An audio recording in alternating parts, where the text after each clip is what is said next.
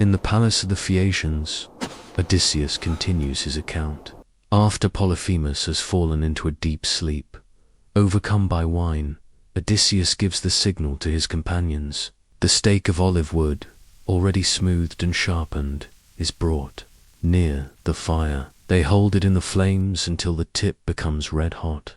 When the wood is ready, Odysseus and 4 chosen men lift it together. They approach the sleeping Cyclops and said, with all their strength, drive the stake into the giant's single eye. The wood burns in the pupil, and blood flows around the burning point. Polyphemus awakens with a terrible cry, tears the stake from his eye, and fills the cave with shouts. The noise summons the other Cyclopes. They gather outside and ask Polyphemus, who is harming him, whether someone is killing him by force or by deceit. Polyphemus answers that nobody is hurting him. Hearing that name, the Cyclopes believe that no one is attacking him and depart, thinking that his suffering comes from a sickness sent by the gods. Left alone, Polyphemus moves blindly.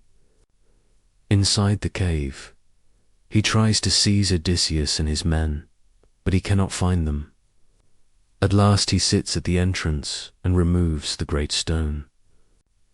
He decides to let the flocks go out at dawn, but he positions himself at the doorway to feel the backs of the animals and prevent the men from escaping. Odysseus has already devised a plan.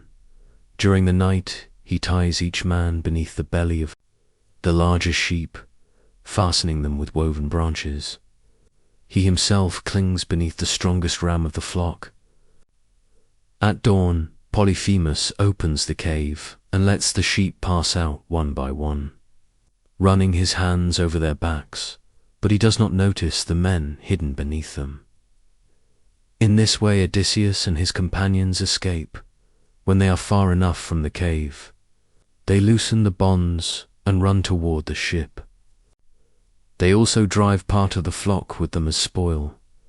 They board the vessel and prepare to depart, while Polyphemus, still blind, realizes that the animals have been taken and understands that the men have fled from the ship, now at a distance. Odysseus calls out to the Cyclops. He reveals the deception, reminding him of the men he devoured and declaring that the one responsible is not nobody, but Odysseus, son of Laertes, king of Ithaca. The companions tried to restrain him, fearing the giant's response, but Odysseus wants his name to be known. Hearing the name, Polyphemus tears up a massive rock and hurls it toward the sound of the voice. The stone falls near the ship and raises a great wave that almost drives it back to shore. The men row with all their strength and manage to pull away once more. Then Polyphemus lifts his arms to the sky and prays to his father Poseidon. He asks that Odysseus never return home, and if fate decrees that he must return, he asks that it be late, after he has lost all his companions on a foreign ship, and that he finds sorrow in his own house. Odysseus recounts this curse to the Phaeacians without pause. He knows that from that moment his destiny is bound to the anger of the sea god. It was no longer only a struggle between men. It had become a conflict with a divinity. The ships sail away from the land of the Cyclopes.